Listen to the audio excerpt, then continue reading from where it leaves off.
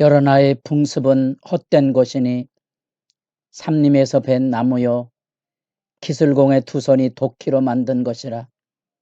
그들이 은과 금으로 그것에 꾸미고 목과 장도리로 그것을 든든히 하여 흔들리지 않게 하나니 그것이 둥근 기둥 같아서 말도 못하며 걸어다니지도 못하므로 사람이 메어야 하느니라. 그것이 그들에게 화를 주거나 복을 주지 못하나니 너희는 두려워하지 말라 하셨느니라. 새벽을 깨우는 거룩한 기도자 여러분, 주의 복되는 청과 사랑이 하나님의 살아계시는 생생한 주님과의 교제로 늘 든든하기를 소망합니다. 오늘 우리가 읽어갈 말씀은 사사기 18장 21절에서 31절까지의 말씀으로 언약을 잃어버린 세대의 17장 18장에서 종교적인 타락상을 보게 되는데, 한 개인의 집에서 이루어졌던 신상과 제사장이 이제 어떻게 지파로 옮겨가서 동일하게 하나님의 약속의 땅을 지켜야 될 단지파가 한 가정을 약탈하고 하나님께서 분배하지 않은 자기 땅을 떠나서 라이스를 진멸하는 정복 전쟁으로 나아가는데, 우스꽝스러운 것은 하나님의 축복을 구하고 있다는 사실과 이 단지파가 라이스에 세운 단이라는 도시는 한 개인집이 자기 좋은 대로 제사장을 세웠던 이 레위 가문이 만들어낸 금신상과 부정한 규례 제사장 제도를 기초로 해서 단지파가 세워지는데, 놀랍지만 그 사건이 끝날 때쯤에 보면 그 레위인의 이름이 나옵니다. 요나단인데 그는 모세의 손자요 게르솜의 아들이라, 이렇게 표현합니다.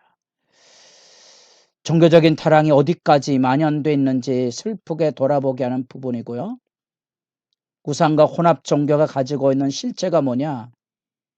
그런 자기들의 욕망을 위해서라면 언제든지 약탈을 일삼고 탈취를 할 수 있다는 거예요. 그래서 이 단지파가 자기들에게 주어진 땅을 떠나서 자기들 눈에 좋은 대로 땅을 찾으러 다닙니다. 그 가운데 미가의 집을 들읍니다. 레위 지파 레위인이 제자리를 지키지 못하고 세상의 길을 향하여 취업의 길로 나서서 방황하는 모습하고 동일하게 이 단지파의 이동에 약탈이 이루어집니다. 미가의 집에 있었던 금신상과 뿐 아니라 미가가 세웠던 이 제사장을 데리고 그를 유혹해서 끌고 갑니다. 그리고 그에게 축복을 기대합니다. 누구의 축복을 기대합니까? 여호와의 축복을 기대한다는 사실이죠. 이해가 되십니까? 그리고 이제 이 미가가 모든 것을 약탈당한 다음에 뒤쫓아갑니다. 그러자 이제 협박을 일삼습니다. 이 우상과 혼합 종교의 실태가 이런 것들입니다. 그 우상이 미가의 집, 자기를 지켜주지 못했고 자기의 모든 것을 잃어버려도 아무런 효험이 없는, 예레미야 10장에 우상에 대한 말씀을 들었지만 그것은 아무런 복도 화도 주지 못하는 죽은 존재인 거지요. 그 실상과 아픔을 미가의 가정이 경험하게 되고 다 빼앗아 올라갔던 단지파는 정복의 승리를 누리는 것처럼 보일지 모르지만 어쩌면 그들의 운명도 미가의 집과 같이 되어버릴 것을 예고해 주고 있는 거죠. 그래서 30절 하반절에 그의 자손은 단지파의 제사장이 되어 그 땅 백성이 사로잡히는 날까지 이르렀더라. 결국 포로로 끌려가는 그때까지, 다시 말하면 포로의 암몬이 두려워져 있음을 예고하고, 그때까지 여호와의 신앙인 땅에 떨어지고 금신상과 그릇된 규례로 세워졌던 레위 제사장이 그때까지 활동하고 있었다는 사실입니다. 그것이 이제 우상숭배의 토대를 이루고 있고, 이 단지파가 정착하는 장면의 출발을 이야기하면서 27절에 단 자손이 미가가 만든 것, 사람이 만든 거죠. 그리고 사람이 세운 그 제사장을 취하여서 그렇게 출발을 합니다. 그리고 31절 끝구절에도 하나님의 집이 실로에 있을 동안에 미가가 만든 바 새긴 신상이 단 자손에게 있었더라. 우상 숭배로 처음부터 그리고 끝까지 단지파가 제 자리를 떠나서 북쪽으로 올라가 라이스를 정복하고 만든 그 땅은 처음부터 끝까지 우상 숭배로 이루어졌던 그런 지역임을 드러내주고 있다는 사실입니다. 그런 점에서 이 땅은 하나님의 땅이 아니고 금신상이 세운 가나안 문화로 전락되었다는 사실입니다. 하나님의 기업이 아니고 하나님의 땅도 아닙니다. 가나안 땅이죠. 하나님이 준 땅을 가나안 문화에 그만 팔아버린 꼴이 됐고요. 더 슬픈 것은 여기 족보가 나온다는 거예요. 그 레위인이 요나단인데 모세의 손자고 게르솜의 아들이기에 모세 가문까지, 한 가정에서 단지파까지, 그리고 모세 가문의 자손까지 완전한 가나안 문화에 종속돼 버린 슬픈 종교적인 부패상이 사사기 17장 18장에 나오는 사건의 결론입니다. 여러분들은 이런 말씀을 읽으면 어떤 생각을 하게 되는지, 우리로 하여금 이 시대의 죄악상에 만연한 우상숭배의 실제를 보게 됩니다. 우상숭배는 사람을 꾀고 사람들을 연합하지만 그들은 자기의 야욕을 위하여서라면 언제든지 배신하고 또 약탈하고 그리고 지배할 수 있다는 사실입니다.